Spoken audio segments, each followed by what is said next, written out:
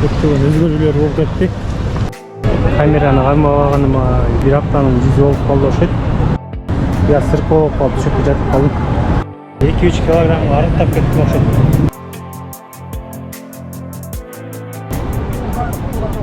Куала-Лумпурдан, Малайзиядан салам. Камераны кармабаганыма бир аптанын жүзү болуп калды окшойт. Я сыркоп калып түшүп жатып калдым. Азыр бир аз өзүмө келип көчөгө чыгып айланып эми кан айландырайын деп чыктым. 2-3 килограмм арыктап кеттим окшойт.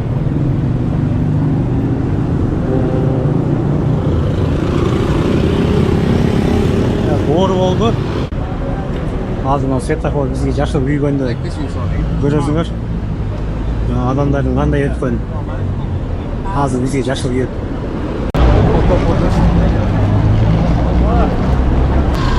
Билесе жеш керек эми. Кече жеген бир аз. Ага чейин жеген эмес, эчтеси жебей жүрөм. Бүгүн эчтеси жей элекмин. Саат 6-дан өтүп калды кечке. Табитим деле жок чынында тамак жегени. Мүмкүн азыр бир попкорн болсо же шаурмадан жеп көрсөмбү. Кандай болот болду экен өзүмдү кыйнап. Так, сэндвич, шаурма, сэндвич, чикен, френч фрайс. Ушундан жейт окшойм. Биздің бардық очередь екен да көпке күтіп қалам ғой. Малайзияға келгеніме бір апта болып қалды. Азыр хостелден шығып өзім жақсы болып қалдым. Мен шарға айланып екі жақта камераға тартып шықтым. Мен жашаған хостел Букит Бинтанг деген районда, ал центр болады. Центрдің айланасында бүгін воскресенье болған адамдар да көп екен. Айланада мен жашаған жерде аябай массаждар көп, тайский массаждар. Бардығы массаж. Сүйістіғанда. Малайзия жөнінде айтып берсем, бұл жерде көп ұлтты өлкө. Негізінен малайлар, қытайлар, индиялықтар, бангладештіктер. Негізінен европалықтар араласып жашат. Индияда Малайзияға келгенден бері шынын айтсам бир башымды жакшы көтөрүп көчөдө баскан жокмун. Эшикке бир 2-3 жолу чыгып суу алып келдим, бирок жакшылап жакшы маана менен баскан жокмун да. Ушул жерлерге 1-2 келип мороженое жеп кеткем. Азыр мына жакшы болуп калдым, кадимки жана түштө да чыгып тамак жеп бердим эле азыр. Жүрөгүм айланбай калды. Светофор жерге келип кеткем. Ушул көчөнүн айлананын бардыгы торговый центрлер, ногул жер торговый центр, павильон деген. Үстүндө монорельс кетет. Баштан көрдүңөрбү? Петронас. Ошол жака барабыз азыр.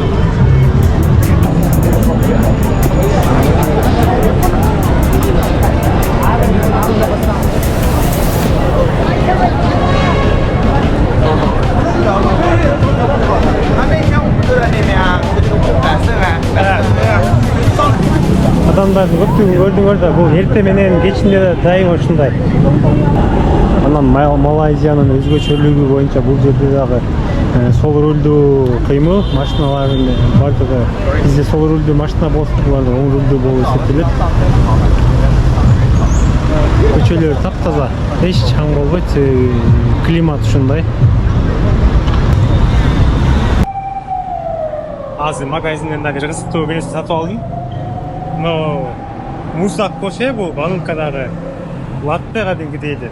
3,5 где-то 70 сом турат ушу кофе. Бул жакта абдан өнүккөн жана даамы жакшы. Бизде деле ысыкта ушундай ичсе кандай болот? Эгерде жендер кофе дегенде ысыктан эстетишет, бирок муз кошуп ысык кофеге музак кошуп койсоңор, музак кофе болуп калат.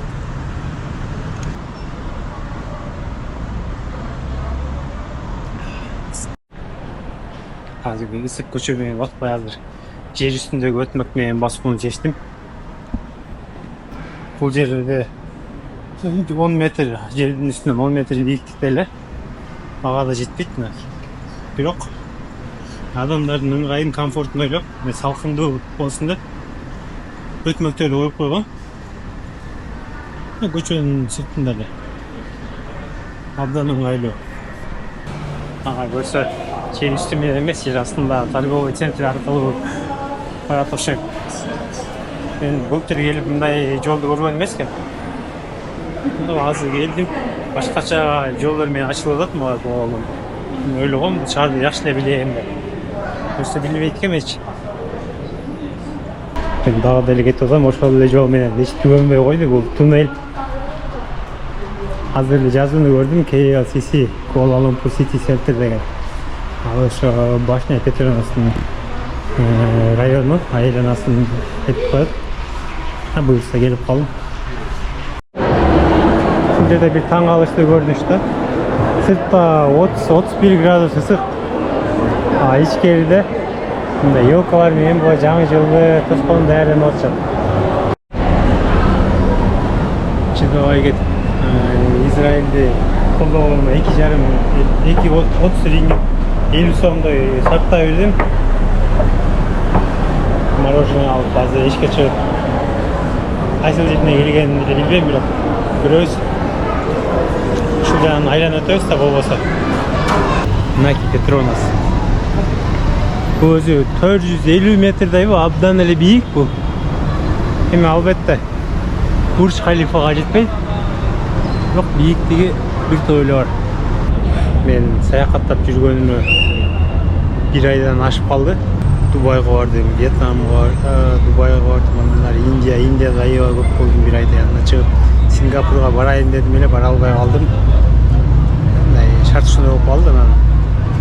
Мен Малайзияга келдим, Малайзияда 1 аптадай жаттым. Азыр эмне кылып атканын менен өзүм түшүнбөй атам эч. Аркамда имаратты көрдүңөрбү? Эми мен аркамда имарат тараган. Бүгүн жекшемби болгонуга дагы адамдар укмуш көп. Батпайт го булар. Ой, елканы. Мен былтыр келгенде ушундай эле убакта келген болчумун, бирок декабрда. Негедир адамдар аз болчу да, күндүзү деле. Бул жер жарыкта дагы абдан кооз көрүнөт, себеби жап-жашыл айланасы. Чоң шаар болгонуна карабай, абдан жашыл. Караңгыда камера көрүнбөшү мүмкүн. Мини Дубайда баягы мини фонтан. Ушу фонтандын аркасында сонун бак бар. Басы айланса болот, бирок мен барбайм ал жакка. Убактым жок. Жана келген жериме кайтып келип калдым. Хостелине жакын бул жер. Бул Паро Савайна.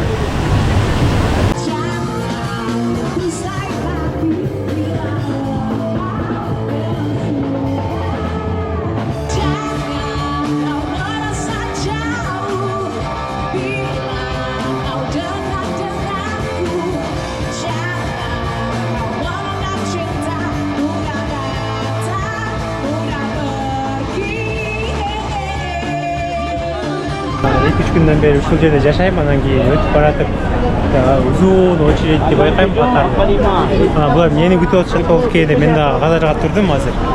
Роти дейт, тамак экен, эми ичинде уйдун эти менен жасалган тамак экен. Азыр эми очеред 7-чи көрөбүз. Азыр шаардын ортосунда эле.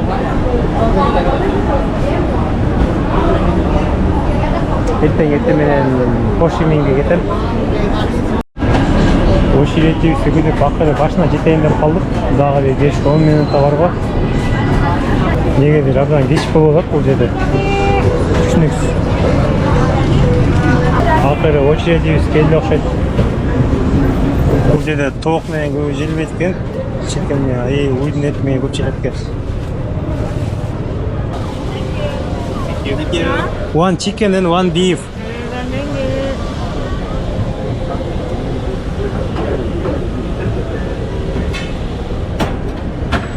Уйдун этинен 6 рингит экен. Toq eti менен 5 рингитеки. Alt rengi 120 сом, 100 сом. Adam rengi.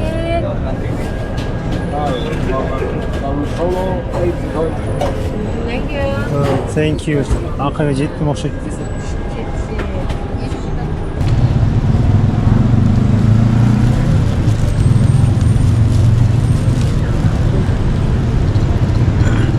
Шол жерде кафе тұрса, стол жашынақай стол өтірсе мен неге ал жерде жүрей көчіп отырып жеп жатам. Ал жерде отырып өзіме таң қалып отырмын шоға.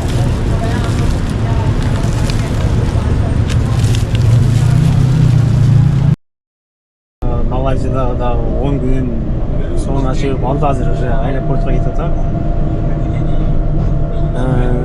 10 күннен бирок тилекке каршы 7-1 аптасы эле оору менен өтүп калды. 3 күндөй көчөгө чыгып калды. Шаарда андыктан жакшы тартпай калды. Азыр мен моно рейсте вокзалга кетем. Вокзалдан ары аэропортко кетем. Малайзияның ең ыңғайлы го. Коомдук транспорт жакшы өнүккөн. Мен кетип азыр моно рейсте саат 10 болду, адам аз. Жол киреси где-то 2 курганда 50 сом тегерегинде болуп калат жол кире.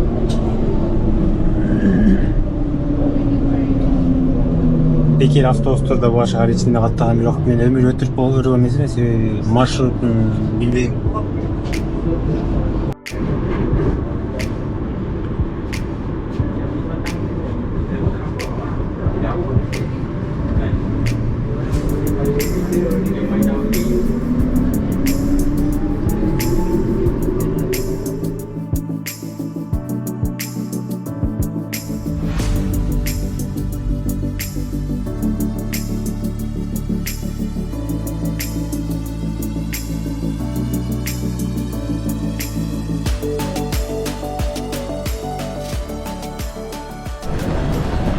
Birinci kelген аэропорттун ушул жерине түшүп башым аташып каяка барарын билбей жүргөм.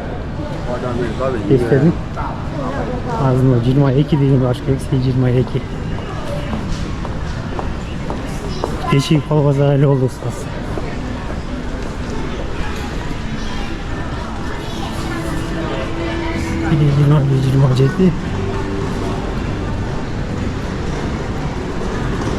Ertele çıkkандай oldum öyle. Saat 1 болып қалдıysa 1:35 uçağız. Biri kançada Cavuz kere geldi. Yine de proverka tekşereye gittik. Proverka. 22, 24.